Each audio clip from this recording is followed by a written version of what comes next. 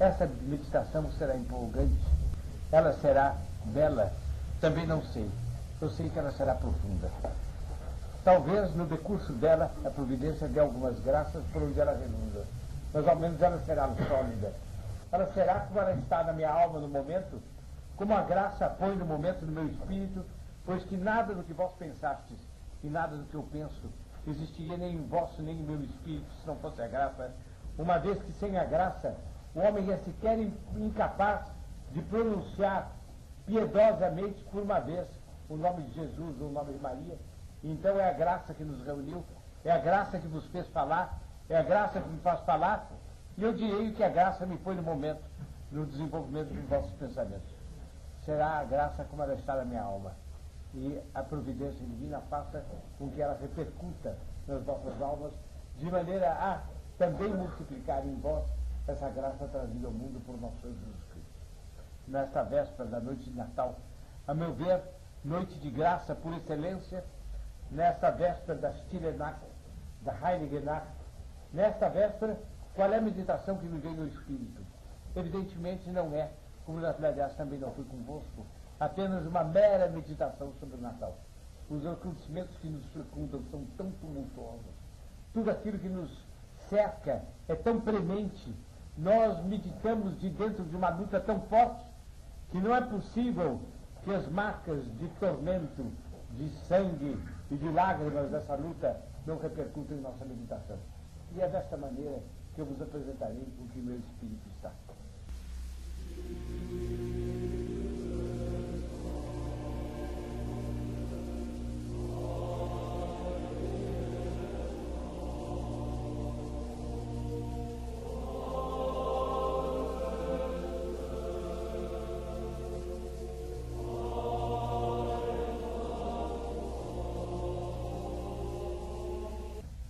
Vós vedes, portanto, quanta meditação filosófica cabe dentro da consideração do menino na manjedoura. Vós vedes bem expresso isto nos assentos da Stille Nacht, Heilige Nacht, Alles schlaft, einsam wacht, nur das Traute, Hochheilige Paar, e vai daí para frente. Por quê? Porque a alma de um professorzinho do século passado, não sei bem se da Baviera ou da Suábia, creio que é da Baviera, um professorzinho da Baviera cantou, isso quer dizer, houve um compositor e houve um poeta, que para tirar um vigário de apuro, numa noite de Natal, exalaram a uma canção que a gente poderia dizer que a humanidade tinha pressa de cantar. Passaram-se 1800 anos da era cristã e o cântico de Natal, popular e perfeito, não tinha ainda aparecido. E dizia que nas sombras todos taxavam. Quando afinal este anseio foi se acumulando nessas duas almas que não tinham nenhuma noção disso. E na hora certa, desejada pela providência, eles compuseram a canção certa, que em determinado momento o mundo ouviu maravilhado e que se espalhou pelo mundo como uma canção de Natal por excelência. Ouvi os acentos da música que há pouco vós ouvis. Está o menino Jesus na manjedoura. Está tão grande e tão pequeno. Ele poderia ser tão terrível se nos manifestasse sua força. Mas ele é tão desarmado, que de tal maneira colocar-se ao nosso alcance, que para nos convencer bem de que ele quer ter esta familiaridade conosco, esse contato de plein pied, se diz em francês, absolutamente desembaraçado conosco, ele se fez menor do que nós, aquele que é infinitamente maior do que nós, e quis que o alfa da meditação a respeito dele fosse dele tão pequenino, e que nós nos extasiássemos, não vendo criar os sóis, nem vendo reger a terra, nem vendo presidir a história, modelando, criando as almas, modelando os corpos e inspirando as ações dos bons e punindo as ações dos maus.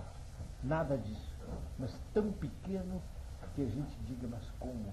Ele tão grande veio a ser tão pequeno, e ele tão enorme, infinito, tem tanta ternura ele chegou a esse extremo inimaginável de querer provocar pena como o proêmio de provocar admiração. Não sei se meu pensamento está claro, mas talvez seja bom repeti-lo. Toda a meditação da vida dele é uma sequência de admirações. Ele quis que o primeiro movimento de admiração fosse misturado com pena. Como ele queria depois que o último movimento de admiração fosse misturado com pena também. E que quando chegasse o último fim da vida terrena dele, na última agonia, a gente vê assim e diz, meu Deus, que pena de vós. Quer dizer, ele é tão maior do que nós não conseguiríamos amá-lo se ele não se nos apresentasse menor. Aqui está a questão. E na bondade dele para ter proporção conosco, nós somos tão pequenos que só ele fazendo-se criança é que a relação conosco podia começar. Só fazendo-se verme e não homem, opróbrio dos homens e gargalhada do povo, como dele diz o profeta Isaías, fazer-se assim no alto do Calvário, é que nós poderíamos dizer. Nós somos tão pequenos que nós não leríamos o livro inteiro se a letra primeira e a letra última não tivesse uma estatura do tamanho menor até do que nossos olhos.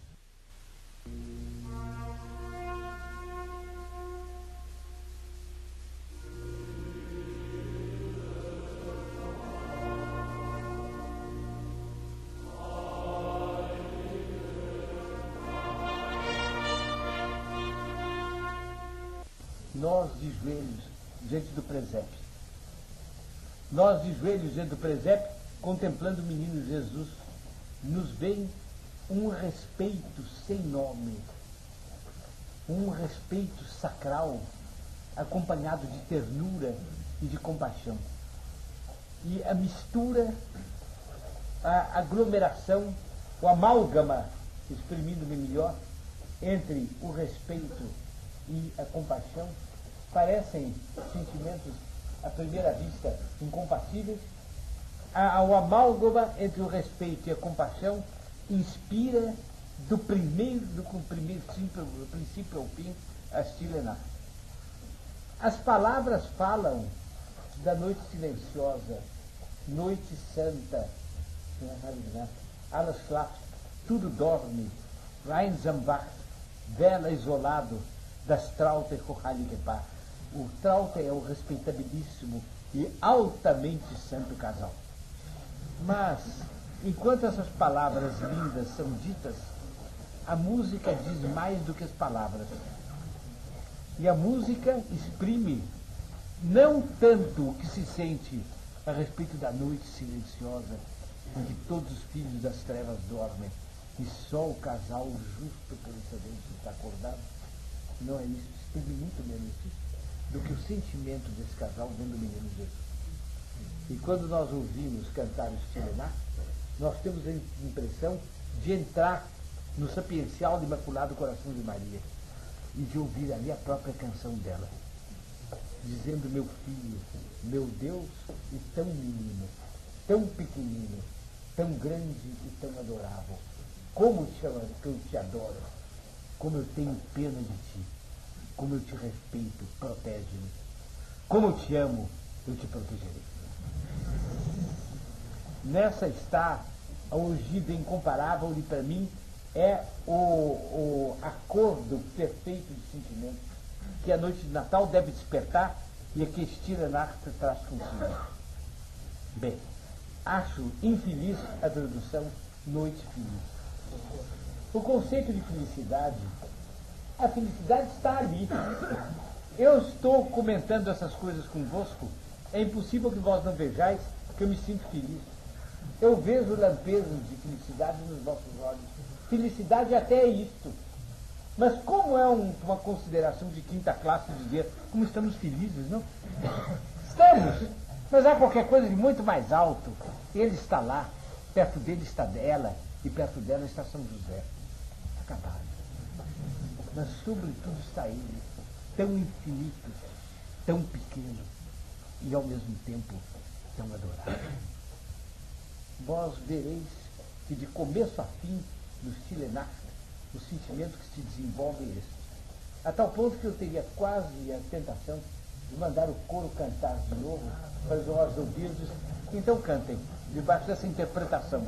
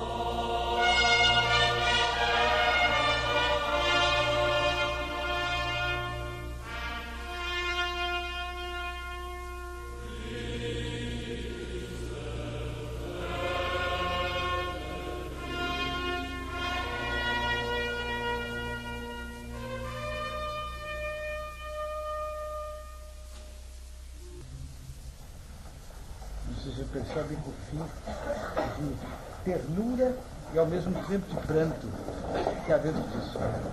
Ainda há mais algo no Stille Nacht que faz parte da atmosfera de Natal, mas faz parte, vejam as reversibilidades e como Cristo Nosso Senhor está presente e vivo na Igreja Católica, faz parte da atmosfera interna de toda a Catedral Gótica. Aqui, ao longo de toda a música, há um certo amálgama harmonioso de alegria e de tristeza. Independente dos momentos em que uma nota da alegria é maior, uma nota da tristeza é maior, desde o começo, no Stille Nacht, há uma certa tristeza augusta, ao lado de uma admiração jubilosa. E até o fundo, quando fala de pranto, há uma certa alegria por debaixo do pranto. E vós entrais numa catedral e vedes uma rosácea, na qual bate o sol, e a penumbra, a meia luz da catedral, e aquelas dardos de luz multicolor que espalham safiras, esmeraldas e outras pedras pelo chão. Bem, de toda forma, vós vedes, no meio da penumbra, o esplendor, e cercando o esplendor a penumbra, e uma composição de alegria e de dor, de alegria pelas razões certas, e de dor pelas razões certas, que forma um dos mais altos aspectos do equilíbrio da alma humana. E eu creio que esse aspecto se exprime muito na liturgia. Liturgia católica, que muitos acham enfadonha, porque só sabem viver de gargalhadas. Mas que mesmo nos dias nas comemorações de Páscoa, tem qualquer coisa de tristonho. E mesmo na Semana Santa, tem um fundo de esperança que nada consegue apagar. E aqui eu dou mais um passo que vai nos conduzindo ao termo dessa meditação e que é um passo na luz do Natal. Se vós analisais bem o que é que fez a revolução desta ogiva feita de alegria e de dor, e que se vê tão bem nas imagens verdadeiras de nosso Senhor Jesus Cristo, nas imagens verdadeiras de Nossa Senhora, Pensem um pouquinho no Santo Sudário. A dor tremenda, mas aquela decisão, e o olhar daqueles olhos fechados, e a proclamação daquela boca muda, e o peso daquele corpo flácido, é uma coisa admirável. Eu não digo que não haja artista capaz de representar, não há artista capaz de conceber. Não é uma coisa muito diferente de representar. Não se concebe isso. A gente vendo, interpreta, mas não se concebe, tá bem, esse equilíbrio de alegria e de dor. Se vós prestardes atenção, o mundo rachou esse equilíbrio. A revolução rachou esse equilíbrio. E as pessoas imaginam a dor um estado de alma sem alegria. E definem a alegria como um estado de alma sem dor. Olhar em torno de vós, e eu creio que vós encontrareis, existe uma frequência impressionante. Para não chegar a dizer que vós só encontrareis isso. Mesmo entre almas muito piedosas, elas concebem, por exemplo, a Semana Santa, a semana de dor. Então na semana só se chora. Natal é semana de alegria. Nessa semana só se fica alegre. Ora, quando uma alma fez isto e cingiu a alegria da dor, e só concebe dores sem alegria e alegria sem dores, essa alma está rachada ao meio. Para não considerar, a não ser deste lado, a revolução é uma revolução maldita, porque ela rachou isso. Ela liquidou isso e tirou de dentro das almas a paz do estilenato do trabalho de nada. A paz do Natal e a paz ao mesmo tempo da Sexta-feira Santa. Todos fogem hoje da dor. E há pregadores que querem convencer os homens de que eles devem resignar com a dor. E eles têm razão. Quão raros são eles. Foram mais numerosos outrora. Mas será que eles sabiam pintar aos homens essa verdadeira dor, na qual habita no fundo dela a alegria inefável de Nosso Senhor e de Nossa Senhora, ele na cruz e ela ao pé da cruz? Será que, na hora de alegria, eles sabiam comunicar as alegrias que não eram o contrário da dor, mas preparavam para a dor? Quem não vê na alegria do estilenato uma preparação para a paixão? E se não percebe que no meio daquelas alegrias arrebenta um pouco do soluço de Nossa Senhora ao pé da cruz? Eu vos direi que foi um dos meus primeiros encantos com a Igreja Católica. Quando eu era menino, tão pequeno, que eu não sabia bem o que era alegria, nem sabia bem o que era dor, mas eu sentia essa penumbra da igreja e sentia no órgão. O órgão sempre tem algo de Sexta-feira Santa e algo de Natal, em tudo quanto ele toca. É inegável, é inegável. E eu dizia de mim para comigo, não, há aqui um equilíbrio ao qual eu dou o nome santidade. Este é o estado temperamental, esta é a fisionomia moral do santo. E eu encontro isso no interior de tantas igrejas, encontro isso no reflexo de tantas imagens. De onde é que vem o equilíbrio? É dessa junção, do qual a Estilenac nos dá um exemplo, mas da qual a Igreja Católica nos dá 1000 outros exemplos. Mas vós estareis na luz do Natal, no equilíbrio do Natal. Pedi a Nossa Senhora, que está aos pés do menino Jesus, e cujo sapiencial e imaculado coração é o reflexo indizivelmente perfeito de tudo quanto há nele, que ela vos dê algumas graças que sejam como sorrisos, ou até muitas graças, que sejam como sorrisos cumulativos, de alegria e de dor. E que ela lhes dê este especial equilíbrio de alma. Ele sim fará de vós os heróis que vós quereis ser. Ele sim fará de vós os santos, que só eles santos são os verdadeiros heróis.